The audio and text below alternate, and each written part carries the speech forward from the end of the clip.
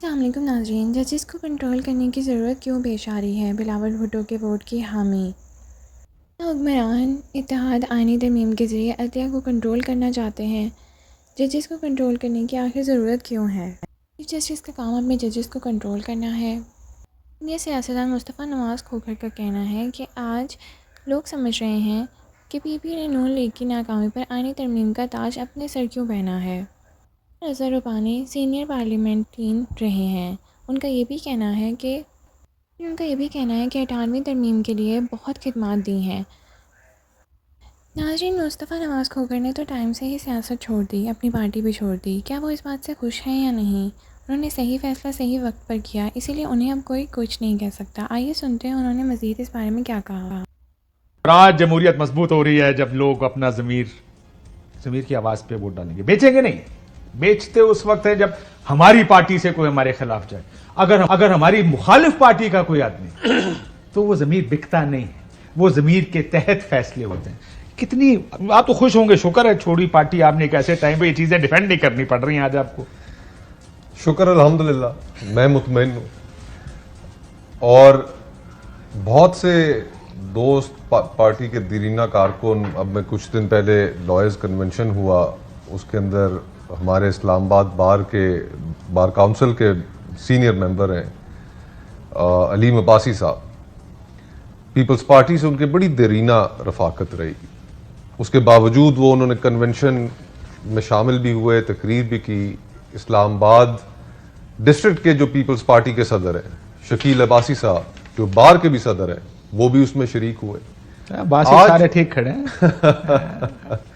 आज बहुत से लोग ये समझ रहे हैं, उनकी पार्टी में होते हुए भी, कि ये जो पीपल्स पार्टी ने मुस्लिम लीग नून की नाकामी इस आईनी तरमीम को लेकर आने का ताज अपने सर पर पहन लिया है, ये क्यों पहना है? मुझे लगता है वजीर आजम अगले बिलावल साहब होंगे। जो भी मुहर्रकात हो, मुहर्रकात कोई और भी हो सकते हैं। रजा रबानी साहब का खत भी मैं आपको, उनका एक प्रेस स्टेटमेंट उनकी सामने आई और बड़ा कैटेगोरिकली देखें, रजा साहब एक सीनियर पार्लियामेंटेरियन रहे, 18वीं आईनी तरमीम के हवाले से उनकी बेशबहा खिदमात रही हैं, बतौर चेयरमैन सेनेट भी रही हैं, और हम अक्रॉस द पार्टी लाइंस उन चीज़ों के मोतरफ भी हैं।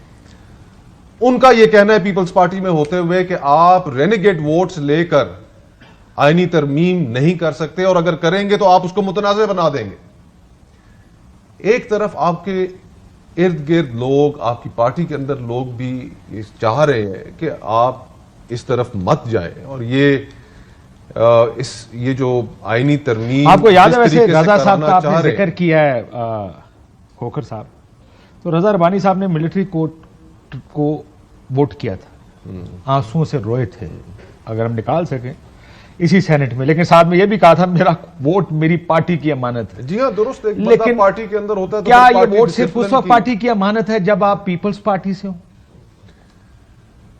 ये अलमिया तमाम सियासी जमातों के साथ है, इसमें पीपल्स पार्टी आपको परेशानी है कि बिलावल साहब के इस रास्ते पे चल पड़े? मुझे दुख है फ्रैंकली, और दुख इसलिए है कि उनकी जो सोच थी मैं उसका बहुत मदार रहा हूं, लेकिन जो पिछले चंद साल गुजरे हैं उसके अंदर एक ट्रांजिशन हुआ है कि जिसमें पीपल्स पार्टी की मजमूई तौर पर जो सियासत है वो पावर पॉलिटिक्स की जानिब गई है। उसके भी अपने दलाइल अपनी जगह पर मौजूद हैं, लेकिन मैं ये समझता हूं कि बिलावल साहब अगर पंजाब और खैबर पख्तूनख्वा में उसी तरह पार्टी रिवाइव करना चाहते हैं तो वो फिर उसको रिवाइव करने के लिए जिस सियासत की जरूरत है वो फिर आज वो सियासत नहीं कर रहे। उनको इस किस्म की सियासत से, जो पार्टी के अंदर कुछ लोग जिन्होंने उनको इस डगर पर डाला है कि जनाब ये काम कीजिए, तो वो लोग अच्छे ओहदों पे बैठे हैं आज, तो इसी वजह से बाहर तो और जो भी है, तो वो कहते हैं मेरे पास ओहदा आ गया, तुम्हारी बारी है, जरा ये काम करोगे तो ओहदा मिलेगा। तो मैं तो यही उम्मीद रख सकता हूं और चाहता भी हूं कि पीपल्स पार्टी एक लिबरल प्रोग्रेसिव सोच रखने वाली जमात है। पाकिस्तान की सियासत के अंदर उसकी आवाज एक तवाना आवाज होनी चाहिए, बननी चाहिए, और वो तवाना आवाज कायम भी रहनी चाहिए। सर मैं लेट मी से वसीम, आप मुझे अपना व्यू बता दें इस पे, आप सरप्राइज है लेकिन लेट मी से बिफोर आई से दैट कि पीपल्स पार्टी की गवर्नेंस से या पॉलिटिक्स से, हर पॉलिटिकल पार्टी की पॉलिटिक्स से आपको 10,000 इख्तलाफ होंगे। जैसे मैंने जब शाही खानदान और वो कहा, देखिए मैं इमरान खान साहब की बहनें भी, देखिए पार्टी लीडर की बहनें, इस वजह से हम बात करें, आम आदमियों की खवातीन की कोई बात नहीं किया करता यहाँ पे, और वो रोल जल रही होती है बेचारी। लेकिन जब भी आप आइन, कानून, जमहूरियत, इंसानी हुकूक की बात करते थे या उस पर कभी ज़र्ब लगने की बात आती थी तो आप फौरन मुड़ के पीपल्स पार्टी की तरफ देखते थे कि पीपल्स पार्टी खड़ी होगी, पीपल्स पार्टी दिफा करेगी इन चीज़ों का, पीपल्स पार्टी जमहूरियत के साथ है, पीपल्स पार्टी आइन, कानून, इखलाकियात के साथ, इन प्रिंसिपल्स के साथ खड़ी होगी। आपको लगता है पीपल्स पार्टी वसीम साहब वहीं खड़ी है या हिल गई है थोड़ी अपनी जगह से? बिस्मिल्लाहिर्रहमानिर्रहीम, ज़ाहिर है हिल गई है और बहुत ज़्यादा हिल गई है, और ये अफसोसनाक भी है, चूँकि ज़ाहिर है कि ख़ास तौर पर जब यंग पॉलिटिशियन से आप ज़्यादा एक्सपेक्ट करते हैं। मुझे इसका पहला धचका कह लीजिए, अफसोस कह लीजिए, वो उस वक्त हुआ कि जिस अंदाज से यहाँ कराची के भी मेयर का जिस तरीके से चुनाव हुआ, हमारे बड़े अच्छे दोस्त हैं, भाई हमारे, लेकिन ज़ाहिर है वो जिस तरीके से सारा मामला हुआ उसकी तो हिमायत कैसे की जा सकती है कि जहाँ पे नंबर गेम में बिल्कुल वाज़े था कि नहीं बन सकता पीपल्स पार्टी का मेयर, लेकिन उसके बाद जो है वो इलेक्शन वाले दिन जो है वो एक्स नंबर ऑफ पीपल नहीं आए। उन्होंने बाद में आके ओपनली कहा कि मैं नहीं आने दिया गया। उस दिन इलेक्शन हो गया और मेयर कराची मुंतखब हो गए, और अभी ये आज उसका एक्शन रिप्ले हमारे एक सामने आ रहा है।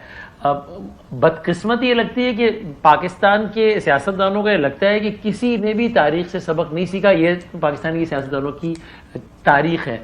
अभी आप जो पुरानी क्लिप्स दिखा रहे थे, आप बिल्कुल ठीक निशानदेही कर रहे थे कि जब यही काम पीपल्स पार्टी के साथ हुआ कि उनकी पार्टी पॉलिसी के खिलाफ वोट दे दिया किसी ने, तो वो कह रहे थे कि जनाब ये जमहूरियत की पीठ पे छुरा कोपा है, आज उसको डिफेंड कर रहे हैं। लेकिन मैं आपको एक और साइड भी बता दूं वसीम, उस वक्त यही सुने, उस वक्त की बेनिफिशियरी जरा टीवी पर देखें किस तरह जश्न मना रही थी पाकिस्तान तहरीक इंसाफ, जब उस वक्त ये आपकी स्क्रीन पर नजर आ रहा है, जब उस वक्त एक अदम एतमाद की तहरीक में 14 लोग लोटे हुए थे, उन्होंने सादिक संजरानी साहब को बचाया था एज चेयरमैन सेनेट।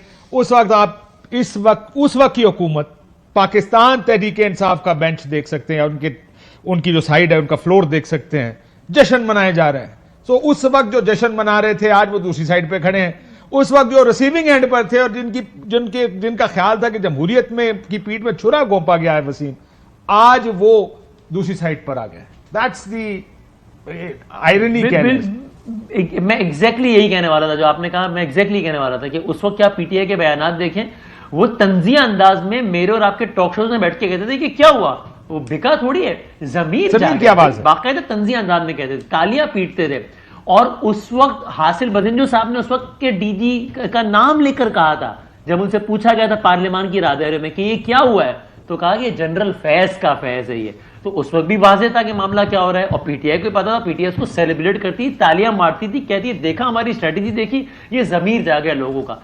तो बस ये कोई किसी ने सबक नहीं सीखा। मुस्तफा नवाज खोखर साहब से ज्यादा मुताल्लिका आदमी कौन है, उनसे ज्यादा कौन मुताल्लिका, इन्होंने कैमरा निकाल लिए थे कि कमाल नहीं हो गया था कि इलेक्शन में एग्जैक्टली कि अंदर से कैमरा निकला। मैंने उनसे पिछले दिनों पूछा जब मुलाकात हुई कि सर वो जो कैमरे निकल आए थे, जो अपनी नौयत का खतरनाक वाकया था, उसका हुआ क्या? तो इन्होंने मुझे बताया कि उसकी कमेटी बनी थी। मैंने कहा फिर?